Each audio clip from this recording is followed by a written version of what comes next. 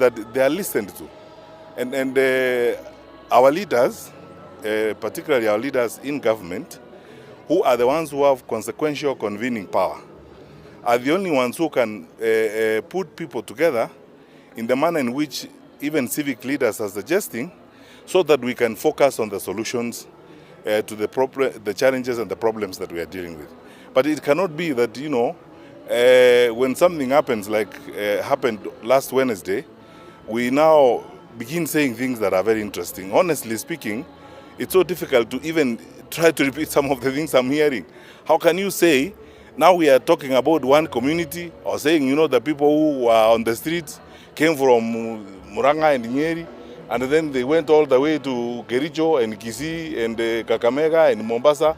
So there was no one in Muranga and Nyeri that day. Everyone left Muranga and Nyeri, went to Busia and Kisumu. Honestly, Narok, we are, that is worse than a joke, honestly.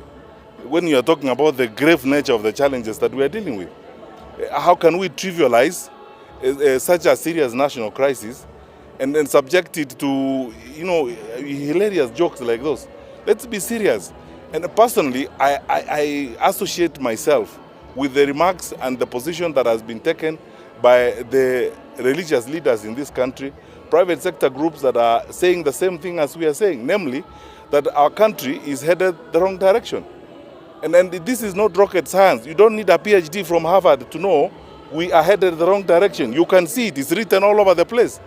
And in saying so, we are saying this is a patriotic moment. It's a moment for all of us to cross ranks. Wacha tuweke kando hata hiyo mambo ingine yote, siasa nini.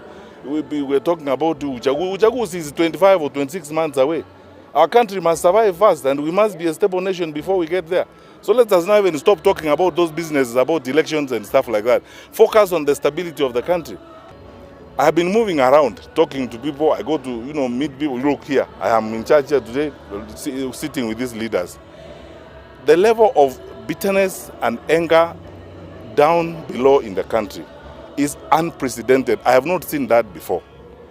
Now, to imagine that there's nothing wrong and carry on as if it's business as usual, honestly, you have to be a very strange person.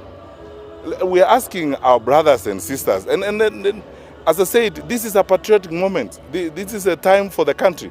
And what is being called upon now, it's also a leadership moment. Let's stand up and do the right thing for our country. And it cannot be based on excuses, some of them lovable.